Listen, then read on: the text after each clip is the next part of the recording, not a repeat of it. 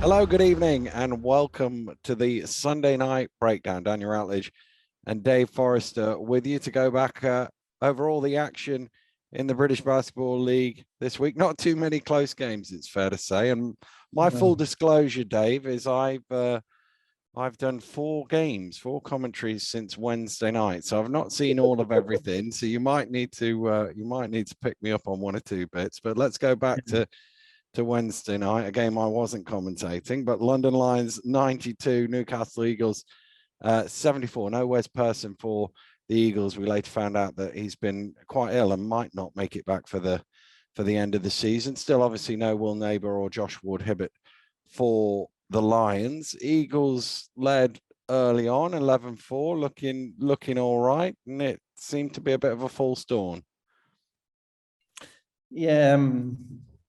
Yeah, they did a pre-game interview on the BBL TV, BBL player with Ian, and asked him, "What's your focus for the game?" And he says, "My focus for this team has to be to keep them off the 3-point line."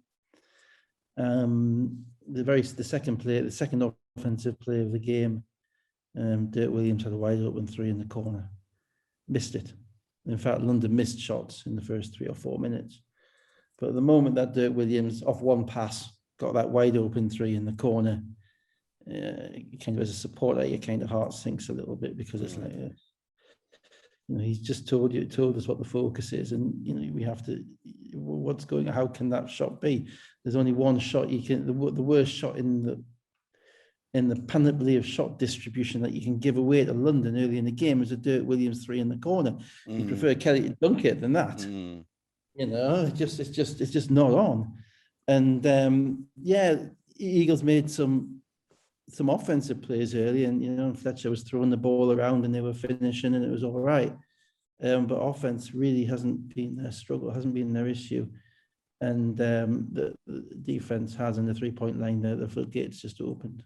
So 2.5 minutes ago in the first quarter, it's 15-21 in favor of the Eagles, and Martin 2 threes from Justin Robinson to start the second quarter, 15 points in a row for London. And 2 minutes into the second quarter, they're 30-21 up. Yeah, I went back actually this morning because I knew what I thought about it, but I went back and I watched all the threes that they gave up on Synergy. Eagles must do a better job than any team in the league at pretending that they're pressuring a 3-point shot. They're just doing enough to make it look like they're extending themselves to it, but I think, the one at the end of the second quarter, when Robinson had just made a 3 and then Sayers went under a screen on him. And I looked at Fletcher's shoulders, and Fletcher's shoulders just sagged. It's like, we can't go under a screen on Justin Robinson ever. Particularly not after he's just hit one. After he just made one, no. Yeah. Then there was, I think Johnson gave up probably 4 threes in the corner, on what either is late closeouts or he's helping in the right place. I don't know, but either way, every single one of them is kind of, they have their hands up. So it's as if to say, look, coach, I'm doing what I'm meant to do, but it doesn't change the shot. So it's token, and if you're gonna take people, if you're gonna say we got to deal with them on the 3-point line, that means you got to run them off the 3-point line. You got to make them adjust their feet. You got to make them step back. You got to do things. You can't let them catch and shoot in rhythm, because these guys are such good shooters. In fact, all pro shooters are such good shooters that simply a hand up doesn't make a difference. It's not local league. And I thought that's where the game disappeared, because the Eagles and I think Robinson, the first one he made was on Kyle Williams, where Kyle Williams has his hand down by his side and Justin just crossed him up and shot it. I know he's going to shoot it. The whole world knows he's going to shoot it. Kyle Williams didn't know he was going to shoot it. Then after that, it became a game whereby London were content to let to play at a certain speed, and Newcastle were able to score the ball. As I say, Fletcher was throwing the ball around, and they were getting decent shots, but they couldn't string 2 stops together any which way. It's a long time ago, this game now, so I don't really remember much more about it than that. Well, Reece, Cugini, Martin hit 3s late in the first half. They were up by 10. Then they hit Cugini and Reece again early in the third quarter. 55-39. Eagles had an 8-0 run to cut it to 8 midway through the third quarter, but Atawi around 1 back to double figures, and then there was a flurry of Dirk Williams 3-pointers. Yeah, and you don't mind the Ryan Martin making threes. You know that you can live with that within your scheme. If he's going to shoot the ball and make threes, and you put a little bit. That's when you get that's your hand up shot. You don't need to run him off the line, right?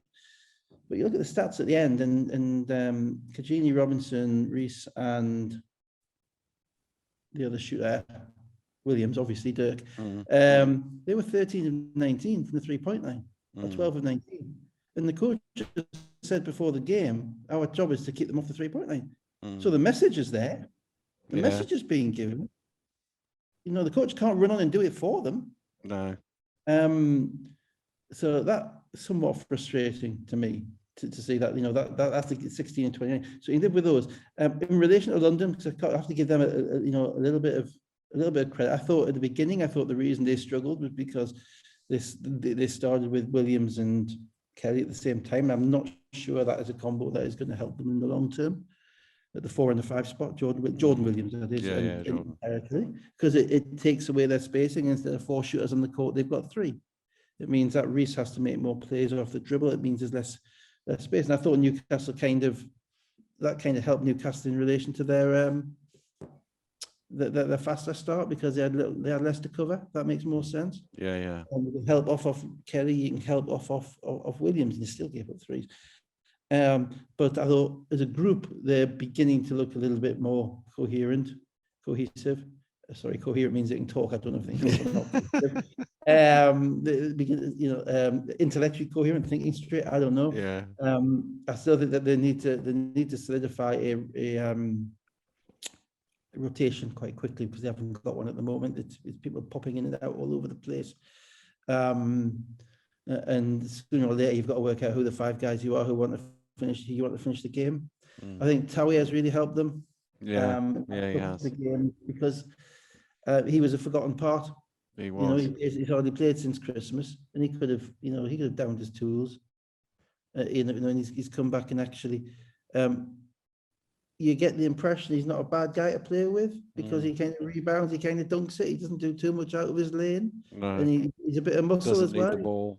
Doesn't need the ball. He's a bit of muscle as well. He's dropped some people this year, a few hard fouls. So I'm not saying that as a bad thing. And finally, Kelly had a great game. Now again, Newcastle, I can't believe their scouting report was to drive at Kelly. Yeah. Albeit most, Gordon shooting fadeaways on Kelly, and it's like, you got to get your shoulder into him, get within 6 feet of the rim, knock him backwards, and play it in. We've seen that all season. Instead, he blocked 7 shots. He could have blocked more. They gave him the opportunity to block those shots. I'm remembering the game at Newcastle in November, when Newcastle killed them on the screen and roll with a 15-foot jump shot. I didn't say much of that. So that strategy kind of seems to have dissipated as well. And overall, it was a very comfortable win for one team that is kind of trying to get to where they can be. Another team is just desperate to find anything at all. The final thing, though, is that, if those 4 guys make 12 or 13 threes, you are not beating London. No. And I mean, I'm assuming Ian McLeod knew that, because that's what he said at the beginning of the game in terms. And for the Eagles to do that, and every single one of them was either a kind of a standstill 3, or a 3 where they'd switched on a screen. So a couple of times they switched, so Defoe's got Reese. You can't be switching on that. You've got to get over that, and you've got to make it uncomfortable. You can't put Defoe out there on an island with Reese. It just seemed that, defensively, I didn't see, that might have been the aim, but I didn't see any meaningful effort to kind of to using that aim. And that's the game. 13 threes from those guys. Ryan Martin's threes don't beat you. Kyler Kelly 3 doesn't beat you. Those 4 guys shooting like that beats you. Reese with 20 points, 8 assists. Kajuni had 17 points. Kelly 16 points, 17 rebounds, 7 block shots. And the Eagles had Johnson with 19, Gordon with 15. They had 3 guys on 12. Fletcher with 18 assists, but 1 of 10 shooting for 2 points. 18 assists was his career high. Thanks to you. So on Friday night, Sheffield Sharks 71, Plymouth City Patriots 61. And this is one of the games where, given my limited availability to watch back, I watched sections of the game that I thought that were going to be important. And the first bit I watched was from 9-9 to 19-9, where Sharks scored 10 points in a row and the Patriots kept turning the ball over. I watched all this game this morning, so it's fresh in my mind. I'm glad I did, because it was a fun game. It was a fun game to watch. It was a fun game because it was a chippy game. You know, it really was. It was not an easy game to referee. And actually, I thought, I'm going to give them some credit here, I thought the refs did pretty well watching it back, just in relation to the amount of stuff that's going on. It really, you know, there was, you know, Plymouth are in your face and in the ref's face, and probably in the floor wiper's face. They're in everybody's face, you know. And you know, PJ's always on the sideline, always in the ref's ear, and that's, you know, that's what he's meant to do. That's his job. Then you got Sheffield, who have this physicality, and they also have this very solid interior defense, whereby they all kind of pack the paint really well to prevent easy penetration. And so there's a lot of bodies colliding a lot of the time, and there's just a little bit of stuff going on. So Plymouth started off, made a couple of shots, but they weren't really in rhythm, and obviously they haven't played for 3 weeks, and that's why they're not in rhythm. So, you know, smart money was on them not leading this game at half time, and they didn't. From memory, Hassan struggled. When Hassan struggles, it's difficult for Plymouth because they've got to change their rotations up a little bit. And PJ took him out a couple of times, and he struggled because of the Sheffield don't defend the interior with one guy; they should defend the interior with 2 or 3, and they all collapse and they help out. So they deny him touches and they deny him space. And it was only really early in the kind of the second quarter, when Sheffield's offense kind of dried up. Raoul Graham made some plays as well. Raoul Graham made some Wallace plays and Ratino. Wallace and Ratino made some threes to push it out to 34-19 midway through the second quarter. But as you say, Raoul Graham Bell with most of the points in a 10-2 finish to the first half. So they were only down 36-29 at halftime. The one thing that caught my attention, I say it was a really chippy game. There was a bit of a handbags with Dusha and Del Pesh early in probably the second quarter. And basically, Dusha's trying to get over Del Pesh's screen, and they get kind of caught up, and there was nothing really in it, but Del Pesh had his back to him, so I think Del Pesh thought there was. So when the ball went dead, Del Pesh kind of turned around and squared up to Dusha. And the refs got their heads together, and they got it right. They called it technical on Del Pesh, and I was almost certain watching it back that they were going to call a double tech. And they were right that they didn't, because Dusha actually didn't do anything.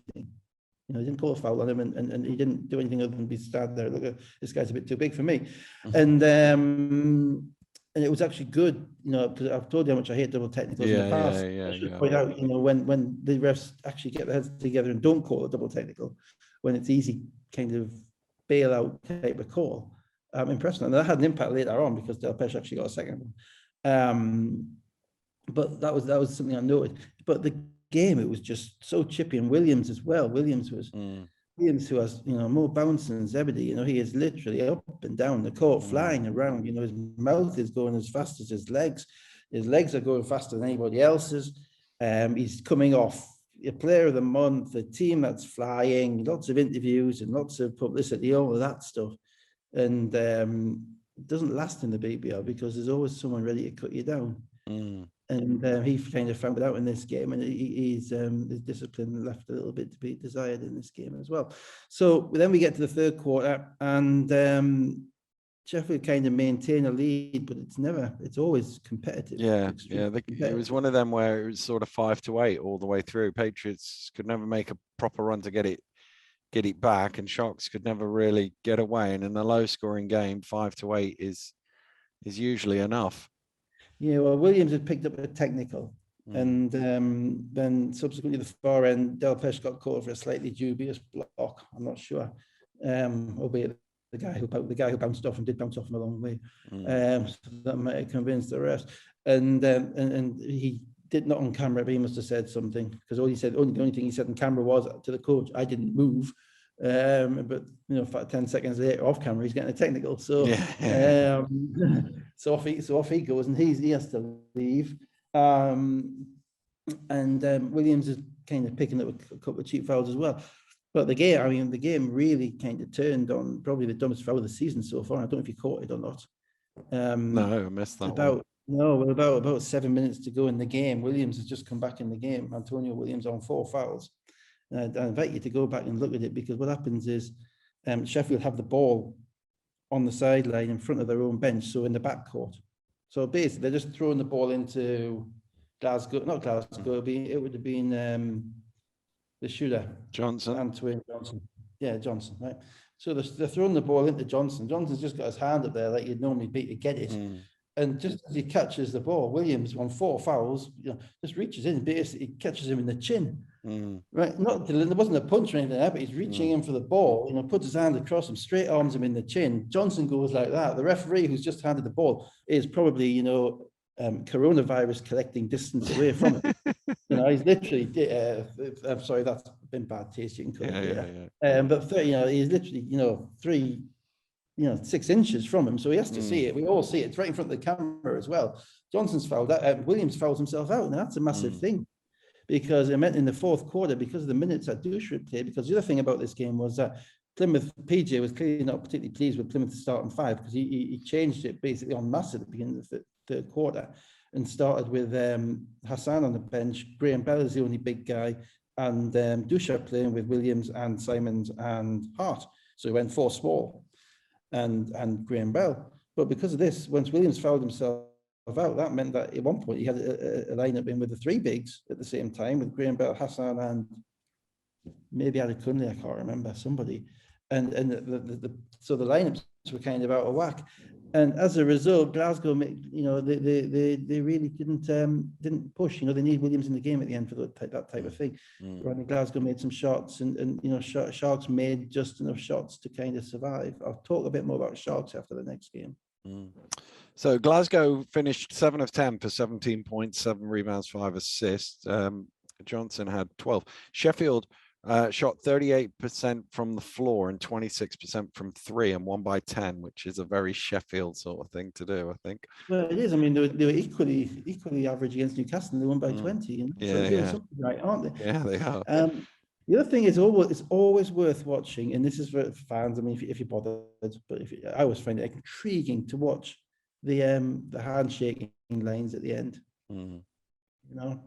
Because in this game, after the handshakes, or as the handshakes were going on, generally in the north, the referees kind of stand there and shake everybody's hands. In the south, the referees toddle off to the change rooms. I never understood the difference, but that's the way it kind of happens.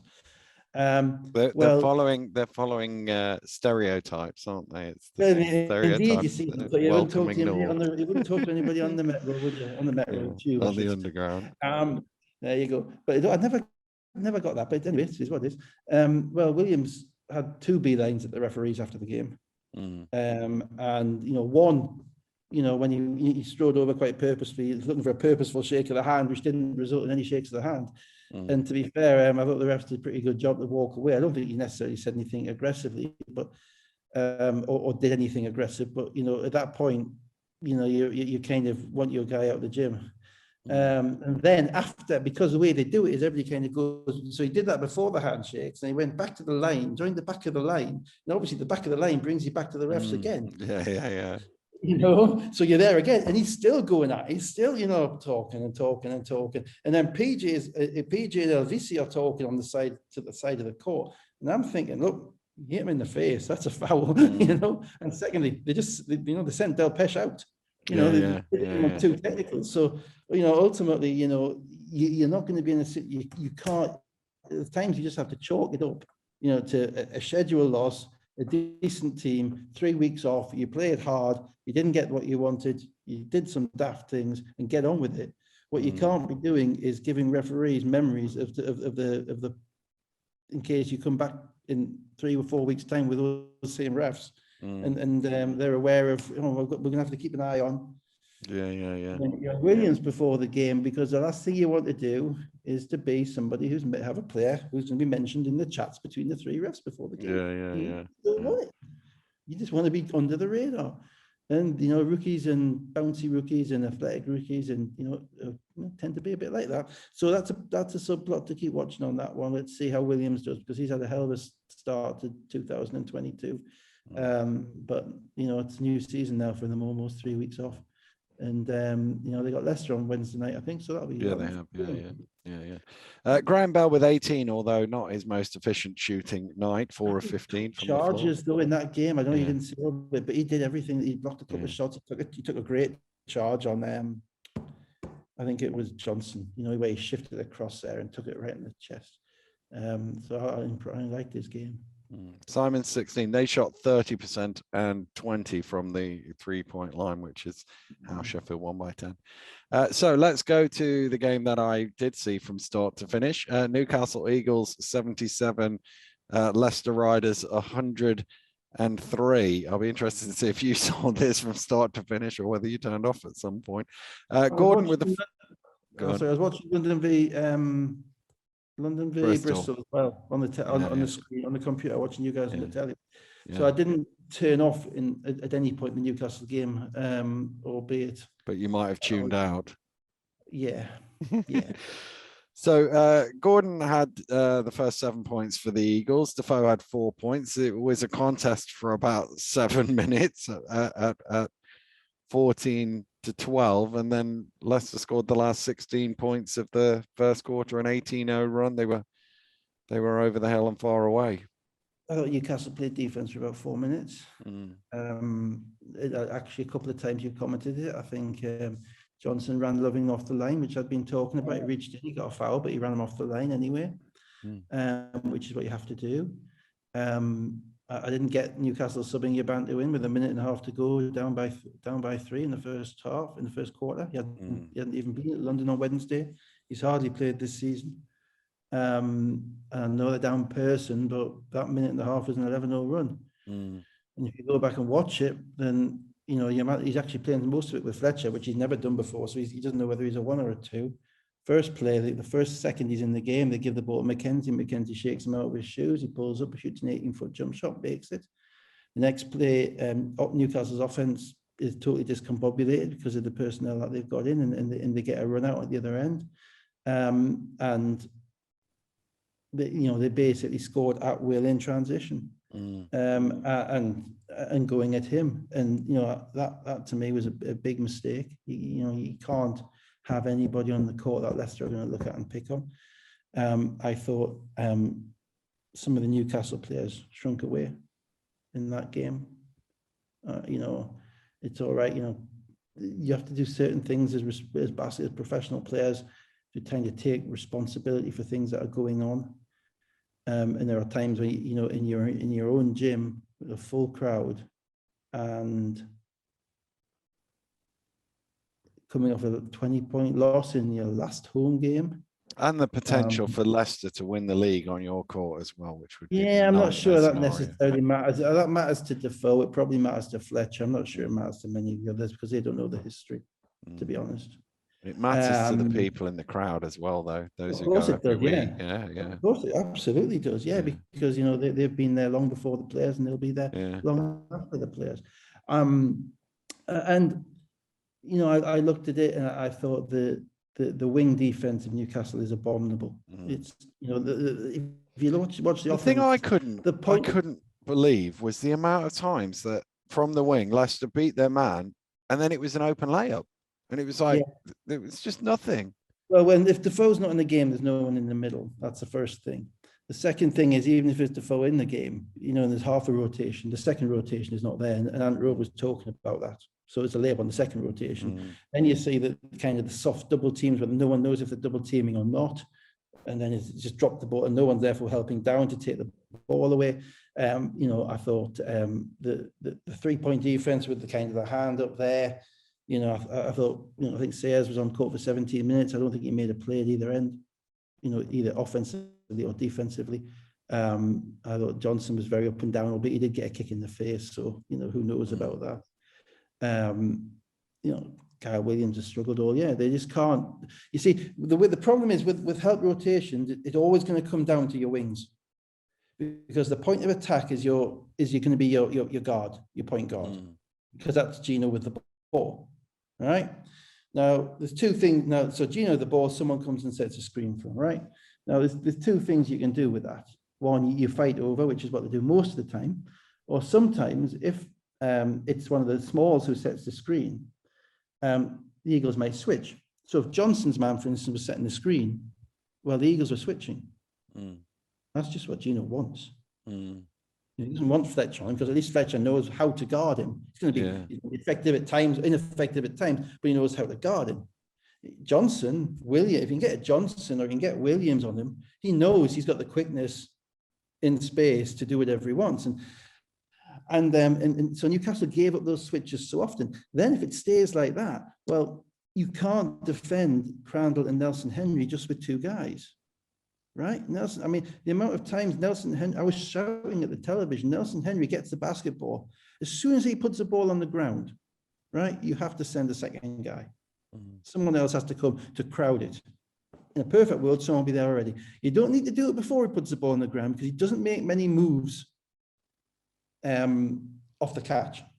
He's feeling his man, he's getting away, he's going to go left or right, he's going to go the right way and he's going to finish. So as soon as he puts the ball on the ground, you've got to send a second man. That's hard because of all the shooters they've got. Yeah. You've got to make him make that hard pass. And then the rest of the team, and this is where the wings come in. So generally always going to be the wings who have to make those decisions. Because they're the ones who are coming off the corners. Okay, you're probably not going to be Gordon because Gordon has to come off Loving, and Loving's generally at the top of the corner. And and scouting report is you're not going to do that because that's the easiest pass. So it's going to be the two or the three who's going to come off, and they just didn't do it. And I was shouting at this. I mean, there's one time in the second half where Nelson Henry caught the ball 8 foot from the basket, and Defoe did a fairly good job. He made him take a right-hand dribble to about 12 feet from the basket, outwards. And I'm shouting, "Go! Send go! Somebody needs to get there." And because he's too good, he finishes. The numbers say that. His skill set says that. If you let him turn and shoot one-on-one with 2 dribbles and nobody else around, he's going to score. And shooting 72%. If you're part of a basketball team that gives up 72% shooting in a professional game, that's embarrassing. No, I don't know if you've got numbers on it, but I can't think of a game or a number that great that I've seen in a long time. I've not looked it up, to be honest with you, but yeah, they were 36 of 49 from 2-point range, which rounds to 73. That is just that's a layup line. And I suppose the final, and look, I'm talking a lot about Newcastle and not a lot about Leicester because, to be honest, we've said it all about Leicester. They're a machine. They're probably the best team in this country in the last 5 years, probably since the last exceptional Leicester team. And they can pick the bones over who's better of that. I'm not making that decision. Right, but that's kind of where they're at. You're probably talking, as I say, not just a team for this year, but a team for multiple years previously. And that's different to last year, because last year they weren't. Last year they were very good, but this year they're a machine. They're far better. They're constructed so well, and they have 9 guys. And they know where they're getting their shots, and they always have 4 shooters on the court, which is something a lot of teams in this league need to learn from, because a lot of teams in this league is not that important to, and I just don't get it. You need 4 shooters on the court at all times. And so they did exactly what one would expect them to do, coming in front of a big crowd on the TV with a chance to win the league. Yeah. Okay. But the resistance that they met with was feeble. It was feeble. You can't talk around that. You can't say anything about that. I can't make excuses for anybody about that. You can make it easier, you can make it harder, you can be physical, whatever. And Newcastle just looked broken. And finally, the final thing, and I know he was asked about it at the end, and Ian's talked about offense in relation to transition defense and all that stuff. You got to run back. And whether you're shooting bad shots or good shots, right? Whether you've got to run back and you've got to make an effort to get back. And I think I would be polite to say that they didn't do it to the degree to which they are expected to as professional players.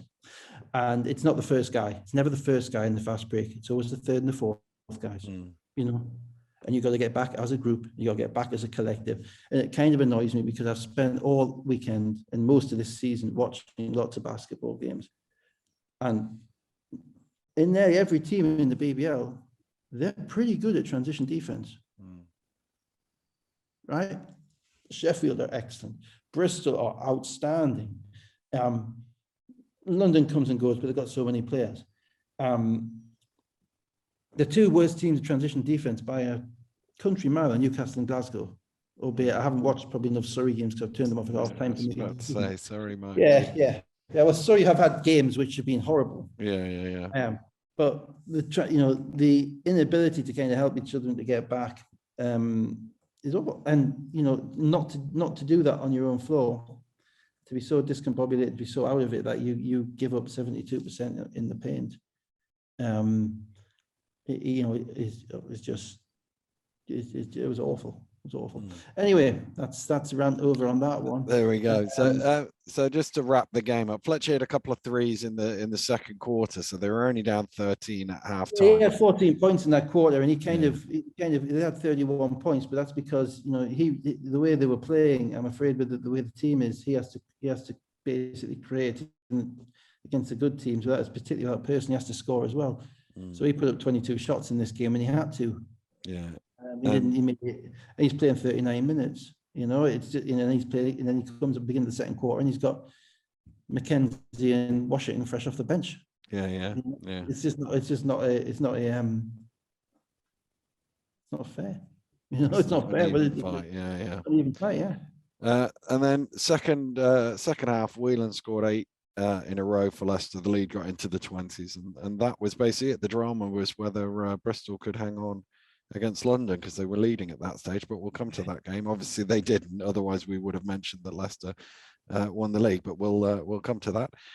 Gordon 21-9-7, Fletcher 21-7, Nelson Henry 17 points. He was 7 of 7 at one stage. I haven't written down his shooting, so I'm assuming he was very close to perfect, if not perfect. Whelan 14, Walker 13, 7 guys with 10 points or more.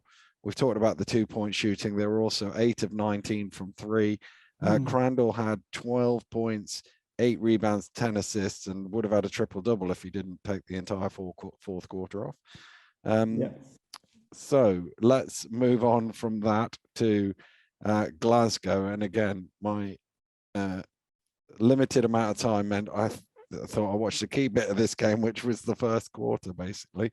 12-9 after 6 minutes. Rocks the next 9 points in a row, 21-9. And, well, that was... I watched the first 15. Sorry, more than that. Not maybe the first half, most of the first half. I got to about 20 by the half. Sorry without Stanley Davis. Without Stanley Davis, their explosion, their kind of ability to create offensively goes from minimal to difficult, less than minimal, whatever that is. It means that all the baskets are hard for them, and to a certain degree, they're a little bit like Newcastle looked in relation to their defense, which is kind of a lot of hand up, I'm doing my job coach type of thing, but Glasgow are now having their third life this season. And they've shot the ball really well at home pretty much all the way through, but as you say, they're on an upward trajectory again. Johnson, whatever went wrong with Johnson between January and whether it was just the my theory is daylight savings time. My theory is he likes the longer days at the beginning of the season and then now again. But when you're into 3 hours of daylight in Glasgow, you don't go and sign in Glasgow. I mean, to be fair, I once recruited a guy who played at Tromsø in the north of Norway. And he'll think Newcastle, like Miami Beach, you know. But no, you don't go to Glasgow for daylight savings time. I don't know. Maybe it was the January and February dog days. Maybe it was everything. But he's kind of got his bowling ball bounce back, and for whatever reason, it's April now, so these guys can kind of see the light at the end of the tunnel. So they've got something to play for. The playoffs are coming out, and they've been here all year. And there's some who are ready to slope off, and there are some who are saying, "Right, bring it on." And he's obviously one of those who's saying, "Right, bring it on." This game was hard to watch because of the camera work. The camera work killed me. I don't know if you might watch it on Synergy, but I watched it on the BBL player, and they had this. The cameraman kept going in for kind of close shots on whoever had the ball. Yeah. Right. So you get the wide angle shot, and then when someone got the ball, they go in on him. So you'd see that person shooting the ball. You'd see a lovely close angle of the ball going up to the rim, but you wouldn't see anything else that was going on. Yeah. So you wouldn't see space, and you wouldn't know even know who else was on the court because he constantly cameraman was dotting around. So that really persuaded me to quit it a bit early. I'm afraid. Sorry, fans, Glasgow fans. But no, they play well. They shoot the ball well, and Harris got a couple of relatively uncontested dunks early on. And at that point, you're thinking, if you're not going to be contesting the dunks in the first quarter, it's going to be a long night. Yeah. And it was a long night. Jordan Johnson had 28 and 11. Hillsman 6, Jack Domney 16. Sorry, Jack Domney 14. They had 8 guys scoring in. He had 14 and 8. They had 6 guys scoring in double figures. Teo had 15, Hamrick 14, Ringer 10 for the Scorchers. So let's go down to the Copper Box, where the London Lions beat the Bristol Flyers 79-66. And the first thing we all did about half an hour before tip-off, those of us on Twitter goes, "Whoa, Washburn's back." And it was, You tell me. I mean, come on, you tell me. It's just, I think somebody said he'd been back to America and come back again. Yeah. That's my understanding. I don't know. I Yeah, don't know that for a fact, but that's what I heard. I don't know if that was Vince or someone. Someone said it on Twitter. I can't remember, or somewhere.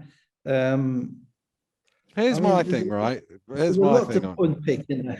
Yeah. Here's my thing on it, right? He disappears. However many games ago it was. I think it was the Glasgow game where they shot the lights out was the first one he didn't play. He obviously, and then they don't announce anything. Sportando put out that he's left the club. Nobody says anything about it. He obviously doesn't play in the trophy final.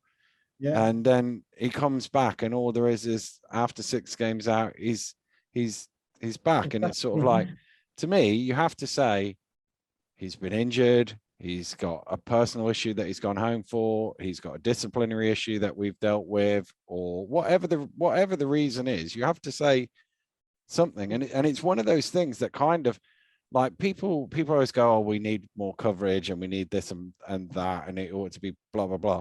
But can you imagine in football, right? If Man City, if maybe not De Bruyne, but Mahrez, say, is probably the thing, just disappears for 6 weeks and the club doesn't say anything. It's just, I can't understand how you can just, you have to say something would be my thing. Particularly given that the organisation is not exactly shy in putting stuff out. Yeah. There's an organisation which at times has provided too much information, including a tweet this week about, getting one of the names of their female players wrong. Not just the first. Well, maybe they've just signed Chantel Handy and we didn't know about it. Maybe they have, but as you well know, they haven't. It's bizarre. I mean, if you think about it, I'll tell you something. There's never been a season, unless you can tell me otherwise, whereby we've had a situation where 2 players have helped their teams to trophy finals. And then left, not been there. Then come back out. No, left and then came back. Afterwards. Come back. Afterwards. No, let's get us to the big game. Let's disappear. Let's miss the big game, then let's come back again. Well, there's a good example, right? There's a good example because McKnight goes home. It's a personal issue that he needs to sort out, and that's fine. Off he goes. We're not expecting him to come back, but whatever's gone on at home has gone on, and now he's available to come back, and he comes back. But they said it all out loud. Yeah, that's true. Well, what's happened is he clearly, I don't know. I can speculate. It's been utterly dysfunctional there for the past few weeks, which is why you can only imagine James has left. Because if it's functional, you're not going to leave that job. You're not going to put up with 3 weeks to go in the season.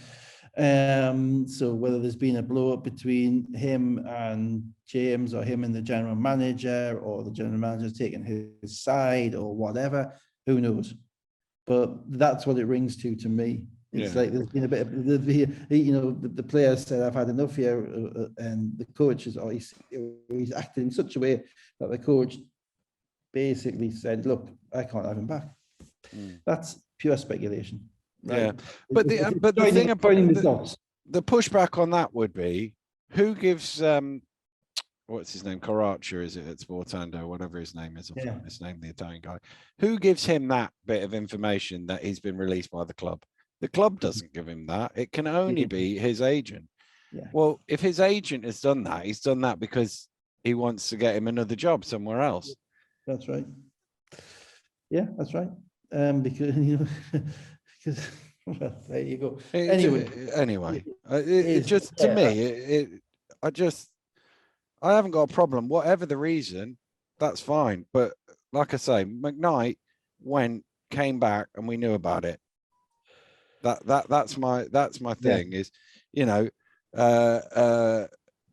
person missed the game. We didn't know why he missed the game, and then the next game or in the middle of the next week, they said he's had this illness. And then Ian gets asked about, because we were supposed to be at this game. The Sky cameras are supposed to be at this game, and we changed it because Leicester could potentially win the league. Drew would have asked, where is he? Why is he here? And Nat and Kieran and Drew would have talked about it for half an hour before the start. They were in some ways lucky that we weren't there, because otherwise. In fact, you probably should have sent Drew down there anyway. I think you enjoyed the game more than Newcastle. Yeah, and he could have asked some. Yeah, we could have had a roving reporter situation. Yeah. I did like your little screen and box. Yeah. We couldn't get the commentary up, so we could hear two voices at the same time. But nevertheless, well, what we would have done is, if it had remained close, we would have full screened, because that was a few minutes after us. We would have full screened that, and me and Ant would have commentated over it. But unfortunately, we're giving away the game. Unfortunately, London pulled away. Let's talk about the game, because we spent 5-10 minutes talking about Washburn. So he's back, which obviously is a good thing for them in terms of his on-court ability, because he's a good player and he's helped them at times this year. Obviously, we were viewing this prism through the prism of the title implications, which was, if London lost and Leicester won, then Leicester would have been winning the title. And actually, that was looking very, very possible in the early stages, because Flyers got out to an 8-point lead and we're looking pretty decent. Yeah, and London, again, starting this lineup with the bigs, and again, struggling to get much shot creation early. And they were missing. Bristol are a better perimeter defensive team than Newcastle. London are comfortable because they've made 16 threes in the last game, so they're going to come and think it's the same. Well, it's not the same. They're a far better read, react, rotate team than Newcastle are. And so they get, Thomas Edwards is a wing defender. He's going to get into you. Jacob is a wing defender. He's going to get into you. They're going to get back, and then they're going to scramble out again. And London have so many moving pieces at the moment that they weren't really in a situation whereby you couldn't say who was their best five. And that's a problem in April. That's a big problem, particularly with Washburn now throwing back in. I don't think Martin played in this game. I may be wrong, but I don't think he did. So it was Kelly and Jordan Williams. And then you've got all the other guys as well. Bristol, there's a lot to like about Bristol. And then you look at the league and you see that they're 8 and 11. A lot to like about them. I think they're a great 34 to 36 minute team.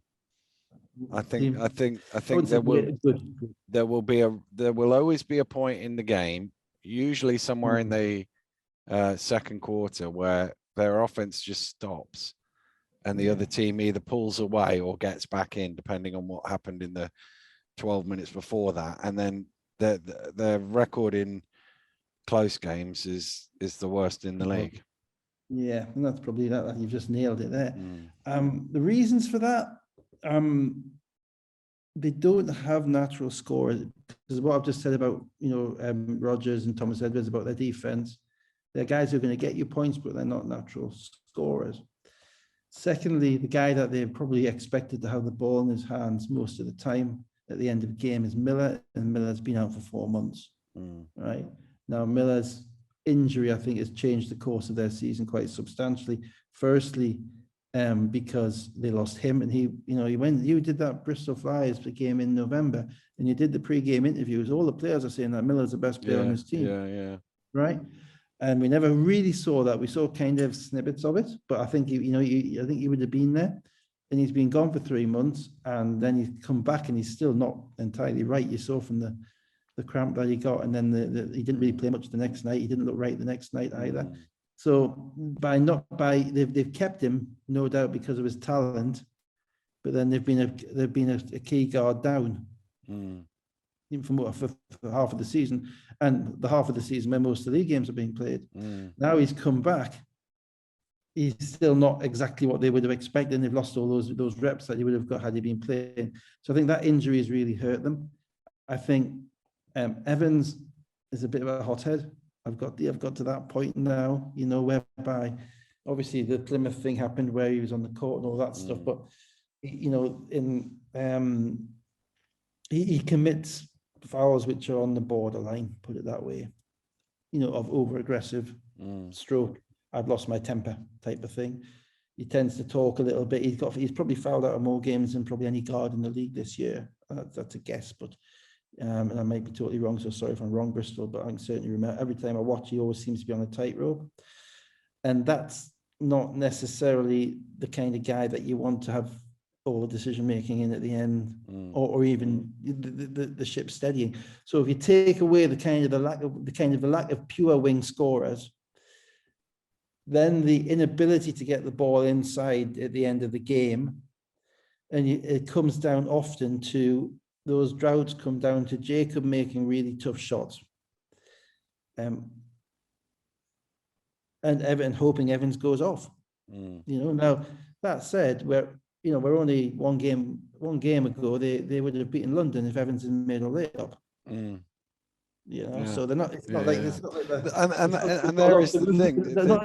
They're awful. Yeah, no, they play. They're defensively, they're good enough to keep anybody close here. I mean, if we just run through this game, it's sort of they were leading. Then Williams and Washburn hit threes. It was 10-0 to put the Lions 23-22 up. Flyers were straight back in front, led at halftime, had an 8-0 run to start the third quarter, and were 9 points up, 36-45. Lions pulled it back with a 14-2 run, but going into the fourth quarter, it's 55-55.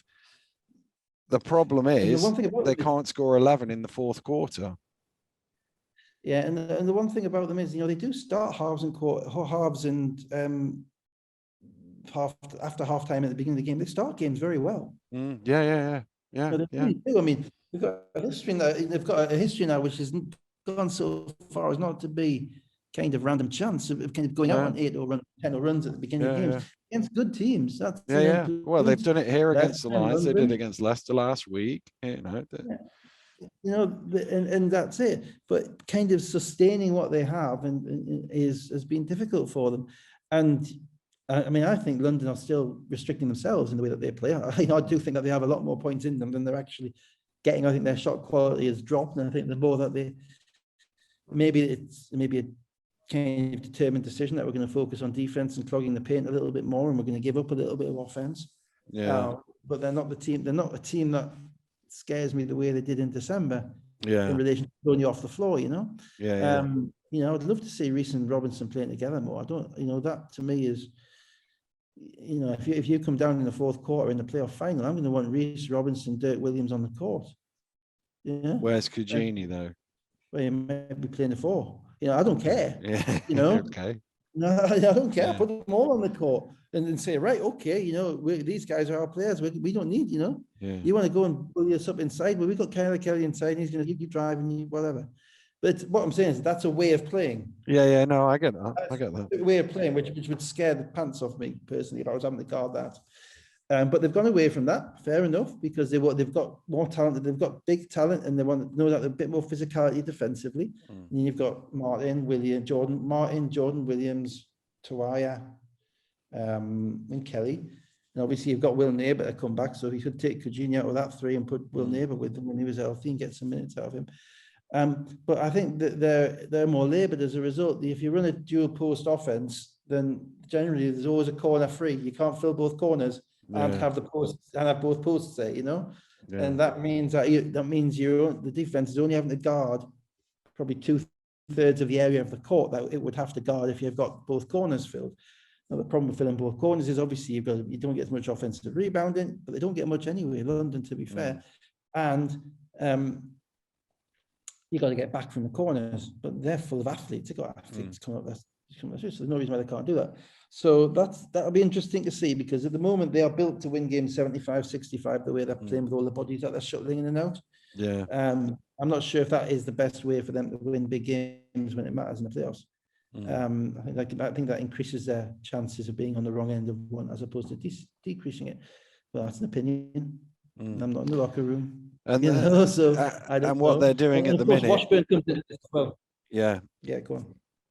What they're doing at the minute is winning games 79-66 in this occasion. They scored the first 6 points of the fourth quarter, and then unfortunately for those of us who were enjoying the dual screen, sort of pulled away and made it not really worth going back to. Yeah, they kind of strangled Bristol. They strangled Bristol, you know. A few turnovers as well that Bristol would have wanted back, I thought, early in the fourth quarter. Yeah, and you can't do that against London, because whereas they don't run much, if they do run, they get open. And Reece down the stretch made sure that that they were winning going away. In the end, he got 21 points. Go on. Yeah, playing the way that I've just talked about there, that actually does put a great burden. It puts a burden on Reece, you know, because Reece isn't, with that lineup, with those bigs, if Reece isn't controlling, Reece isn't scoring, it's a lot harder. You know, it's harder for Dirk Williams to get shots. It's harder for Kajini to get shots, because there's not as much space on the court and the balls are going through the bigs' hands as opposed to coming to them straight from Reece in the screen and roll, whereby the ball can get swung and they're getting passes and catches in rhythm. So Reece has to score. Now he's good enough to score. The question is, will his mentality remain long enough to get to the playoffs without blowing up if he has to do this every night? Well, he had 21 in this game. Dirk Williams, 4 6 for 3 for 17 points. Kajini had 14. Jacob and Evans both had 14. Simmons 11. 22 turnovers led to 26 London points, and just as a opposite to that, 12 turnovers by the Lions led to 6 Bristol points. So that's 20 points. And that's why I'm so impressed by. That's why I'm so impressed by Bristol's defense, you know, because they have a great defense, even statistically, even despite that. Yeah. 26 points off turnovers, and they've only given up 79, and quite a bit of that was in the last couple of minutes. Yeah, so defensively they're really, really good, but they need Miller. Miller has to be. Miller is the final piece. Miller is a piece that it's a difference, allowing them to make some noise in the playoffs if they get there. So let's stick with Bristol and go to Saturday night, where it finished Bristol Flyers 89, Manchester Giants 96. Dan Clark, I don't think he played in the last game. I think this is his first game back, if I remember rightly. He was back, and he and Artisan scoring at one end, Miller and Rogers at the other end, and it was an unusually high scoring start to games at the Wise. I think he might have played. He might have come off the bench. You know, I might be wrong. I might be confident in games. Yeah, it was. They went back and forth. It was a very Manchester game. You know, insofar as not a very Bristol game. Not a very Bristol game, but Manchester have had games like, you know, this whole season whereby on the road they've put up good numbers, but they've given up good numbers. Now you give up 89 to Bristol, it is like giving up 100 to somebody else. Yeah. And they kind of escaped this game. I thought, you know, there's the thing with Bristol, you never know if they played the night before. They never appear to be tired. They're always up for it. The crowd in there is loud. You know, it's not an easy place to play. They're all into the game. It's quite tight. And, you know, the players are, you know, are young and motivated, and you always know you've been in a game. Manchester, I thought, this was Armstrong's kind of first down game that I've seen in a while. I was watching him in the first half of this game, because he's the first guy now you look at with Manchester. He's the first domino. and he was a little bit tentative. Clark started off great, got the basketball, scored the basketball, made some threes. I don't think he played against Bristol before, the commentators were saying. And I think Bristol played him like they hadn't played against him before, insofar as some of the shots that he got. And the other thing was interesting was that Manchester started Artisan and Anderson and McKnight, whereas earlier in the season, you know, they'd been starting Steele and Artisan had been coming off the bench. So Manchester upsizing. Everybody's kind of upsizing to play against Bristol. I don't know if that's a one-off for Manchester, or if that's going to be the way they go for the rest of the season. But Bristol are, because Bristol start with that big lineup with Thomas Edwards and Rogers and Delpeche, with Simmons to come off the bench. Everybody's very conscious of Bristol's rebounding. But McKnight made shots in this game, and McKnight got comfortable early, you know, and he is one of the smoothest scorers that we've had in a while. You know, that when he catches a basketball and it goes up, it's a back rim and down. You know, it's not bouncing around. He's making those shots, and Jacob also made some shots, but Manchester always had a little bit of a. Well, they had 6 in a row in the second quarter to get up 12, and they kind of kept them at arm's length, just regularly puncturing them with 3-pointers. And it wasn't really until the fourth quarter that Bristol were able to make a run. Evans and Jacobs hit threes at a 9-1 run, and it was down to 77-81. And we've seen Manchester earlier in the season struggle to close out games, and we've also seen Bristol struggle to close out games in that building as well. But actually, Manchester, even when it got back down to 4, they seemed to make the plays they needed to make. Yeah, and actually, I thought the game kind of not turned, but I thought the game was decided in the third quarter because Armstrong went out early in the third quarter. I think it might have been foul trouble. I think I might have been cooking the dinner. I wasn't listening to the commentary. I don't know, but I just looked and it was 8 minutes ago. He wasn't on the game. And Hudson came in. And that's the opportunity you'd think for Bristol. You know, this Armstrong's out of the game, and that's a lot of their offense. You can really dig into them. And Hudson was exceptional. You know, he pressured the ball. He got a couple of back cuts on Clark passes for layups. You know, and they extended the lead, and he ran the team, and they extended the lead with him in the game. And I thought that was when Bristol's shot was in the game, because if Manchester went into that game in the fourth quarter up 7 or 8 with Armstrong coming off the bench, I thought Armstrong would make enough plays at the end to win. And that's kind of what happened. Now, in the meantime, there's one thing. I mean, the guys, 2 things actually. The guys in commentary do a great job down at Bristol. Absolutely nailed the egregious non-call of an unsportsmanlike foul when Evans put his shoulder into the back of Dan Clark as Dan Clark is going for a layup. Yeah. You know, and ended up put him in the crowd. How that wasn't an unsportsmanlike foul, I have no idea. You know, you can actually be. It wasn't a disqualification, but you can. You could hear the surprise in Till's voice there, as it was a regular foul. Yeah, and that was fair enough. There's no homerism there, albeit they did quite get the unsportsmanlike route game in the earlier in the game right, because they thought it was an and one, but it wasn't, and they thought it was going to be one shot, and it wasn't. It was just a straightforward unsportsmanlike, guys. Shots in the ball. We got a bit mixed up. But so and that's what I was talking about Evans, right? That was a bad play. You know, that's a frustration foul, right? I'm not saying he's dirty. I'm not saying he's trying to harm anybody, but that's a loss of control foul. That's not a smart foul. It's not a foul he's making deliberately. You put your shoulder at someone's back in that way. That means that's you being an instigator. And then 2 or 3 minutes later, there was half of the same thing where he fouled Saunders, as Saunders was cutting across the lane with the ball in the same kind of way. It wasn't quite as bad because Saunders was going sideways as opposed to backwards, as opposed to forwards. So, but there was no play on the ball. It wasn't unsported. It was just a foul. But it was, you know, it was a loss of discipline. You know, you can't have that from your leader, the guy who's got the ball in his hands at the end of the game, too often, because the rest of the team will get to understand it, and they'll get to kind of figure out, hang on a minute, this isn't necessarily a guy we can rely on. And that's how team stuff kind of pulls apart instead of coagulates. So I thought that was significant. And again, Evans is going to have to, you know, he's a rookie. He's frustrated that they're losing. He's going to have to get his head on because they need him. the smarter team, I thought, won this game. The more composed team won this game because, as you say, Manchester just made enough shots. And to be fair, Bristol played the night before, so you can always have to throw that in. I love Bristol's effort, and I love their intensity at times. It's just that the little details that are holding them back. Manchester with McKnight are capable of beating anybody, including Leicester. They're probably one of the few teams that are capable because they can score with them. They'll have to be very careful about who gets on the court against Leicester.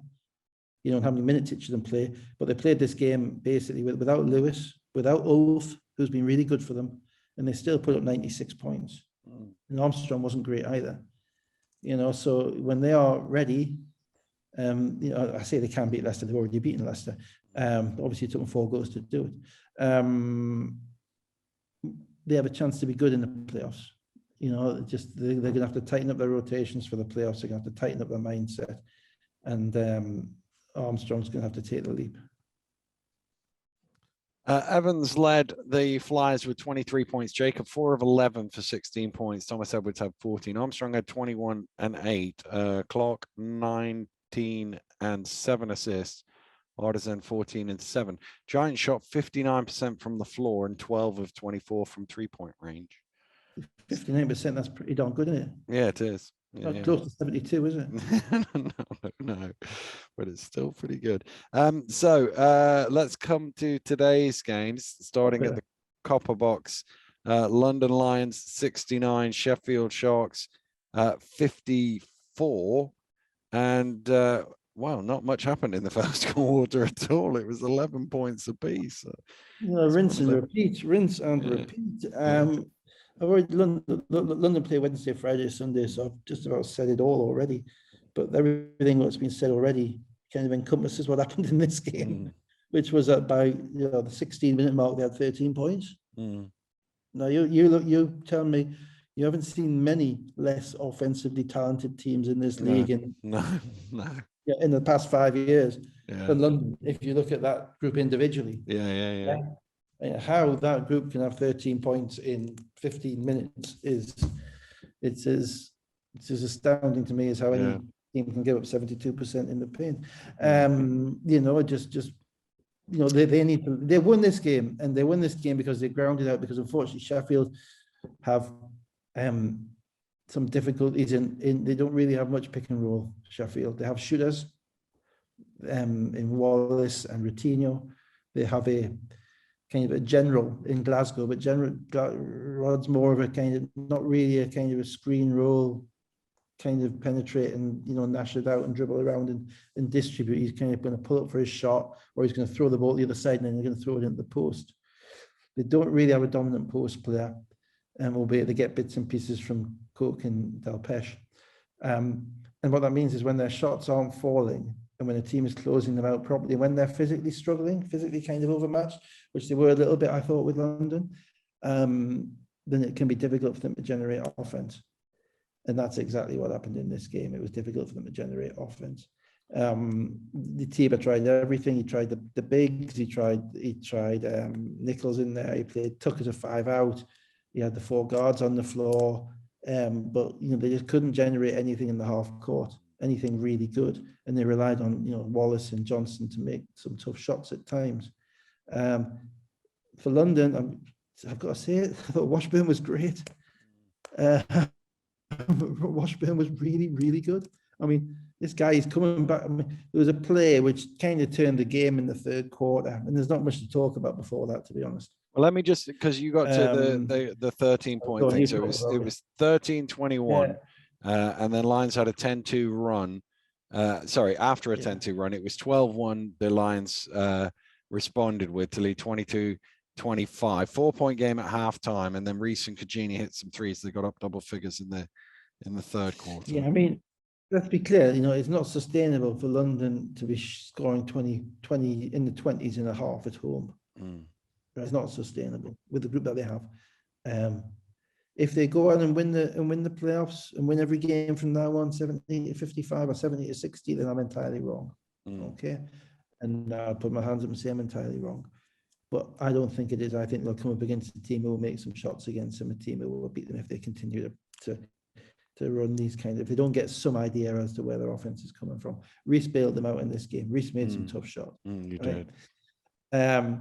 Now, secondly, this game turned on my man Kyler Kelly again.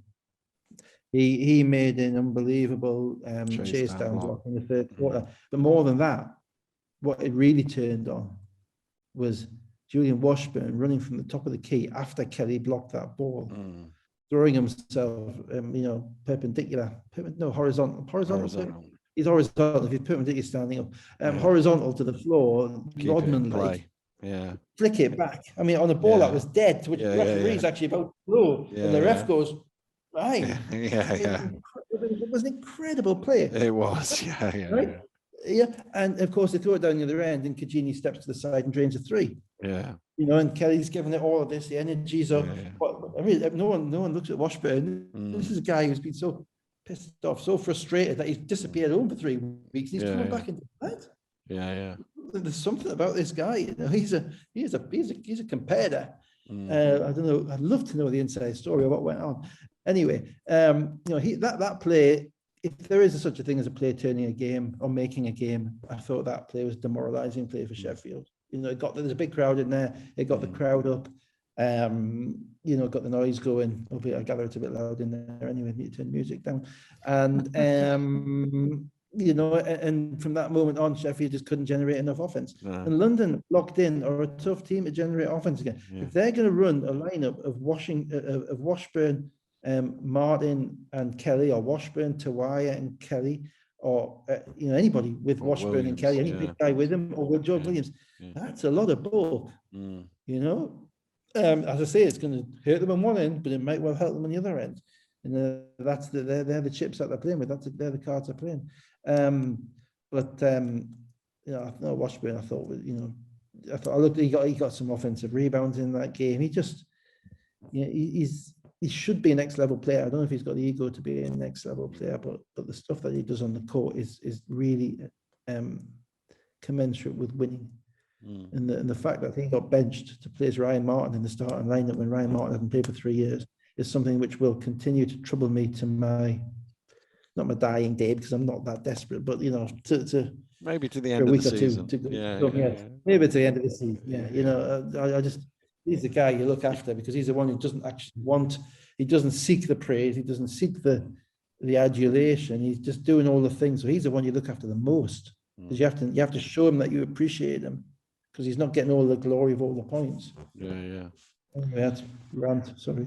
So Sheffield didn't score a field goal for the first 5 minutes of the fourth quarter. It was an 11-2 start. They got a couple of free throws in that, and it was 59-44, and that was the game. Ties the head-to-head series between those two teams at one apiece, but obviously puts 2 losses between them. So it's a double advantage really for it's just tough. It's just tough for Sheffield. Where does their offense come from in games like that? They only had 70 against Plymouth.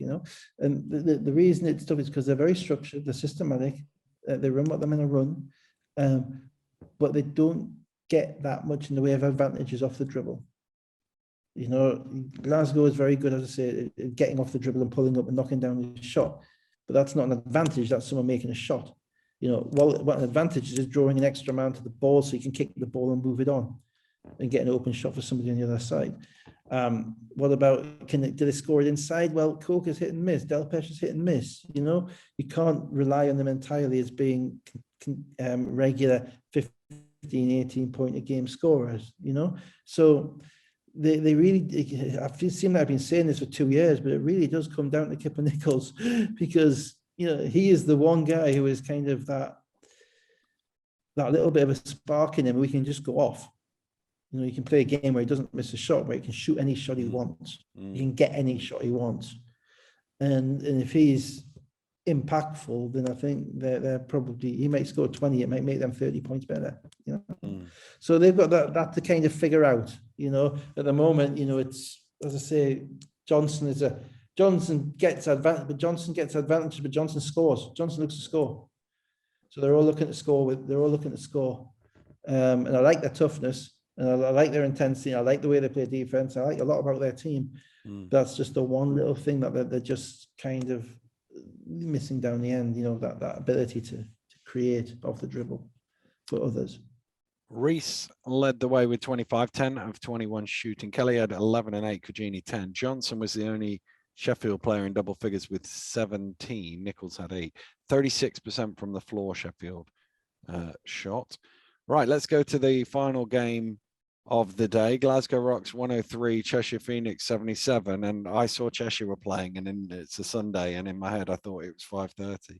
So I was watching Lions Sheffield and forgot to turn this on and missed the first quarter. But by the looks of it, it was tight, and I actually caught the bit where it no longer was tight. Yeah. Obviously Glasgow without Harris and without Jack Domney. Yeah, and Dickerson was missing for Cheshire. Yeah, and Dickerson was missing for Cheshire. So it's 7-man rotations each way. Yeah, but addition by subtraction for Glasgow, and Gareth played more. You have to think about playing more. And Johnson is very comfortable playing with Gareth. You can see it. There's a comfortability, as Flanoy used to tell me. I never corrected them, but it's not a word. There's a comfortability about the way it becomes a word if you say it enough times. Believe me, if that's the case, there's a lot of words invented over the years. Every Balkan player we ever played against was called Stojakovic. Even Djukic, which is nothing like Stojakovic, right? But anyway, yeah, so that's better. That's better than my first ever televised game was the Sainsbury's Cola Classic at Wembley, unforgettable. Where Savannah Zvezda, as I would call them now, but Red Star Belgrade, as we called them back then, were playing, and Bob Dunewald said something I can't repeat on a podcast. He said it because he couldn't get the names of the Serbian players. It ended in a Vic, but it didn't begin with what his name did. And so that was welcome to TV. Keep going. Nobody heard. How did you do the famous Italian centre? I never had the pleasure. No, Gregor. My favorite one at the minute is, and funnily enough, I'm doing Metropolitans on Wednesday, is Steve Ho You Fat, which I just yeah. If somebody wants to go and if anybody's really interested in this, and I'll see if I can tweet a link to it, but somewhere on the internet there is a World Cup of basketball player names, where somebody has done like 128 player bracket, and then seeded them against each other and asked for votes in relation to who has the best name. Yeah, Steve Who You Fat came in second. I can't remember who came in first, but there are some incredible names. I will try and tweet it on a link. It always cheers me up. Yeah. Well, I'm assuming there's no other big games on Wednesday that anybody would be interested. So they'll be watching me commentating on Steve Ho You Fat, I'm sure. Yeah, that's great. Yeah. Majestic map. Okay. Yeah. Anyway, moving on. Yeah. Anyway, back to the his brother was called Scientific. His brother was Scientific Map. That's true. And map was double P. Yeah. Well, I mean, we did have Fabulous Flanoy, which is an excellent name. Randy Duck. Randy Duck was always a popular one. Yeah. I did a celebrity game, and Steve-O, the rugby league commentator. Mike Stevenson. He was the color commentator. So it was me and Steve-O, and he just couldn't get past the names. Once he heard of Fabulous Flanoy and Randy Duck, he was like, he just struggled. But yeah. Anyway, back to the modern day. An 18-4 start. Hillsman had 8 of them, and Glasgow got out to an 11-point lead, 39-28 in the second quarter. They shot the ball really well, and Ben Thomas got a technical early, not necessarily because of anything the refs were doing, but because he was so frustrated with his own team. Austin had his bounce down game. He's been flying. The last time they saw Glasgow, they were jumping around on the court, having beaten them by 40. Trophy final. And every again, Larry Austin League trophy MVP, and then they had their celebration victory after that against Surrey. So it was just a natural drop-off game for them, and it happened. The minute that you think you've cracked it is a minute that you're further away than ever before. That's why all this kind of social media stuff, I never like it. We never did it, and Leicester don't really do it. you know, because if you celebrate a lot when you win, then all you're doing is setting yourself up for the fall when you lose, you know, and you're up and down. Whereby to win game after game after game, you have to keep an equilibrium about you. You know, and the players can go up and down, but the coach's job is to keep the equilibrium all the time. And the threat is always not when you've lost. The threat is always when you've won. Because the more you win, the more confident you get, the more reasons you get, not reasons you have not quite to do the things that you were doing before to prepare. And as players, and the more comfortable you get with each other, and the more teams are after you. So Glasgow have got that game circled because they're feeling good about themselves. They played 3 games in a row. They lost by 40 to Cheshire, and you know, and then they're dancing around on the court having beaten them. And Glasgow could have been in a final on their own floor. And Cheshire really were flat, you know, flat as Gregor. Indeed. Yeah. So pick that one back up. Google it, guys. Yeah. they Vance Johnson stretched it out to 20. Ocherobia with his 3rd foul right on half time. Oh, horrible foul. Yeah, that was the second dumbest foul of the weekend. Yeah. I remember that. Obviously, the Williams one was serious, was incredible because he was on 4. But Ocherobia, I mean, he literally kind of got there, got his hands straight up, and then thought at the very last second, just this guy's fading away. If I lean into him a bit more, I can knock him over further. You know, and you know, you had to call. It was a 3-shot foul was bad. The fact it was his 3rd foul was even worse. But that was kind of indicative of the way they were in this game. You know, they didn't have anything from Austin. Dickerson wasn't there to give them a bit extra off the bench.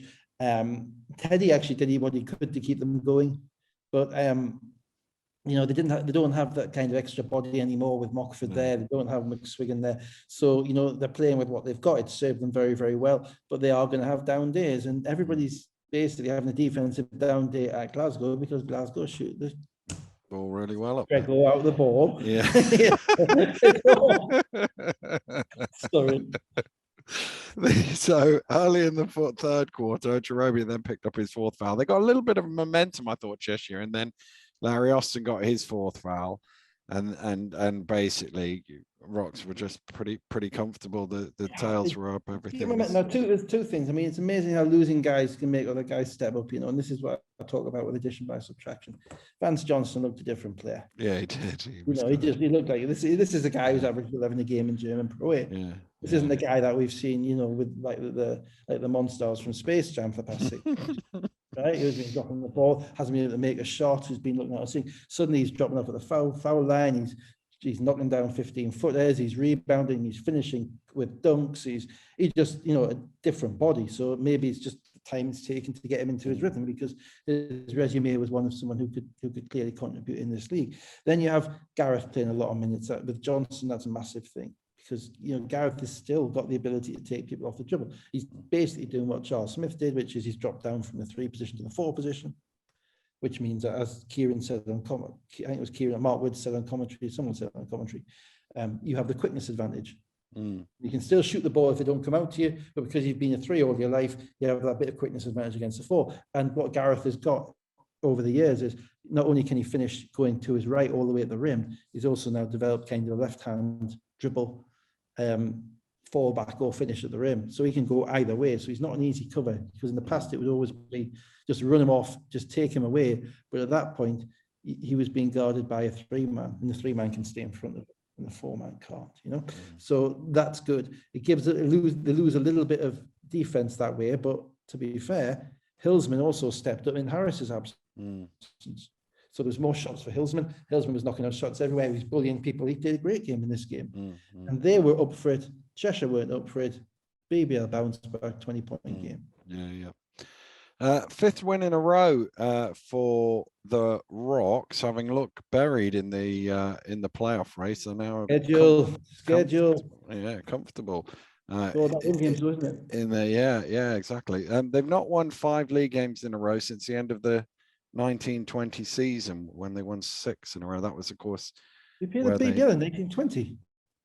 19/20. Oh, sorry, I was thinking. Yeah. When they won the 80% title, There was the leave them alone for last that. 6 games of that season. To be fair, they were 15-3. They haven't won Yeah. anything in 20 years. They were 15-3. They had a very good shot of winning the league, and COVID beat them. So I mean, you could argue it's cursed.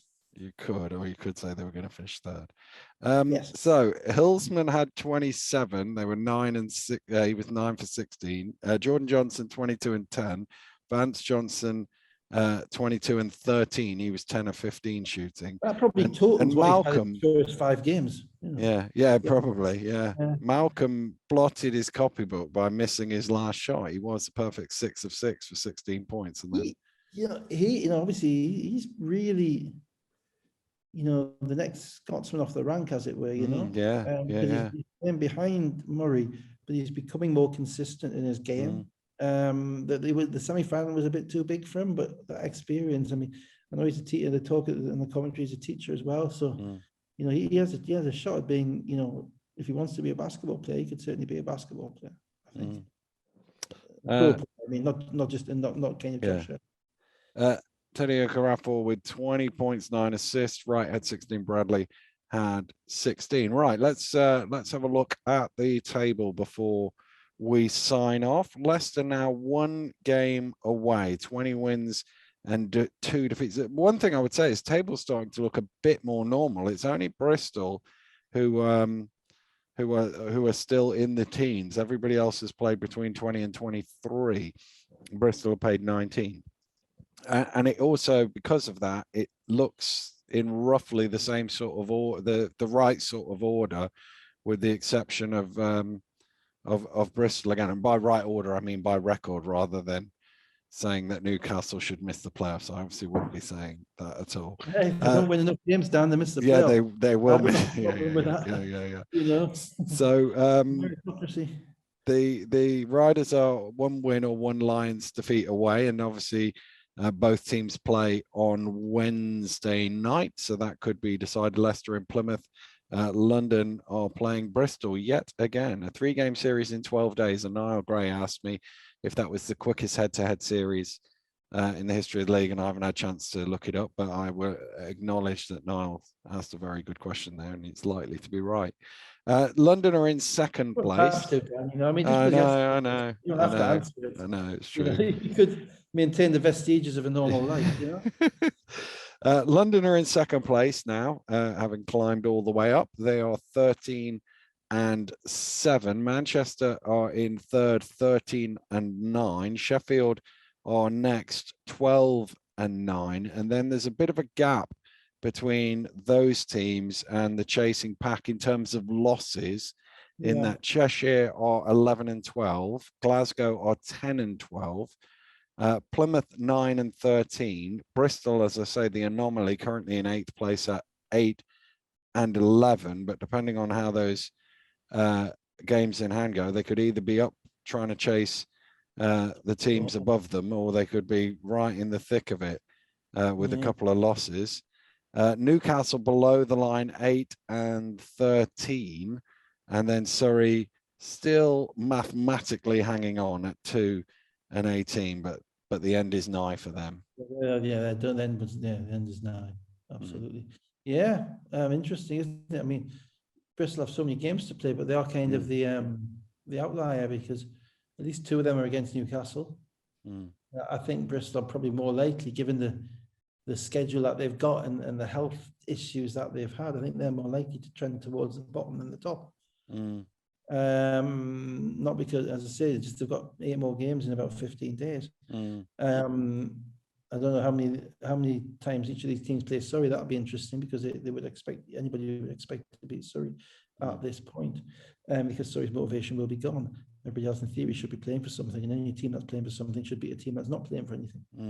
The other thing will be, of course, Leicester. What do Leicester do? Because once they've won the league, they have, as far as I'm concerned, they have the right to do whatever the hell they want. In relation to their team, and that means, that means giving experience to some of the Charnwood kids, or I don't think it's as much Loughborough anymore. I'm not sure how many of them are linked with Loughborough. Then so be it. Good for them. But that could, the teams that still have to play that Leicester team may get a boost. Well, Chara keeps going on about how Glasgow have Leicester at home, and that's his one he's circling as a potential, because he's hoping it'll be Charnwood.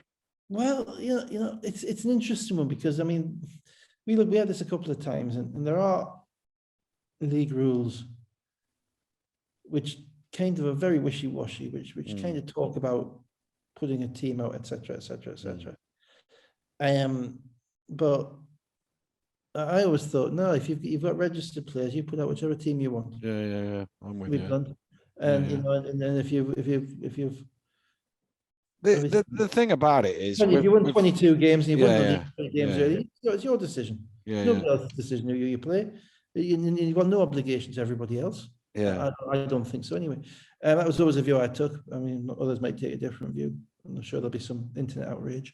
There will. There's bound to be. But the other thing is, they've got to do what they need to do to prepare themselves for the playoffs. And if that means somebody who's been forcing his way through with, we've seen Gino miss a game with a back problem the other week. If he's ploughing through just to get to the title, then you give him a weekend off to get the back right, so that you can do the playoffs or whatever, Patrick Whelan or whoever, whatever. If that's what you need to do to win the playoffs, you do what you need to do to win the playoffs. Absolutely agree.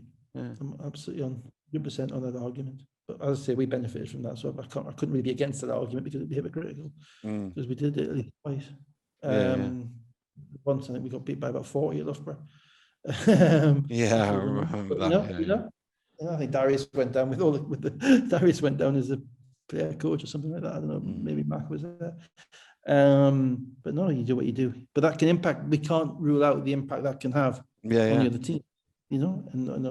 And in some ways, it's the same as if you were fortunate enough to play all 3 games against Plymouth between October and January. Well done, you. Absolutely. Absolutely. Yeah. The scheduling is so dystopian that you can't complain about anything. I mean, I think Newcastle are playing at Surrey at 2:00 on a Sunday next week or the week after. And then Bristol 4:00 on a Monday. Oh, right, I didn't know that. Bristol rearranged their game 4:00 on that Monday. Okay. Is that Easter Monday, I assume, if it's 4:00? I really don't know. It might be the 18th. I think it's the 18th. It will be. That's Easter Monday, I think. So, and that was a game that was put off because they couldn't get the gym last week. So, you have to hope that you come out the better of it. I mean, but at the end of the day, Dan, we have an unbalanced league anyway. You play 2 home games, 1 away game. And that's on the basis where you played last year. Not a single player or coach gives a toss about what happened last year. They really shouldn't be impacted by what happened last year. But they are. So all the competition is what it is. It's imperfect, but possibly all the more interesting for being imperfect. True. Right. So I think we'll be back next Sunday. I'm looking at you because it's you and your fancy schedule. Well, I don't know. It depends on what the wife's got us doing. I'm off to America, guys. So Mickey, say hi to Mickey for us. 3 days, touch wood, from avoiding COVID. So I can go. I don't know. Hopefully, I mean, so it's 2:30, 7:30. Your time, 7:30 our time, be 2:30 your time. I might be out, so it might be Monday. We'll see. Okay. Well, look out for we'll look out for Dave's social media to see pictures of him. Various oversized cartoon characters, and we'll hopefully be somewhere on or around Sunday next week to do it all over again. But for now, have a good week. Goodbye.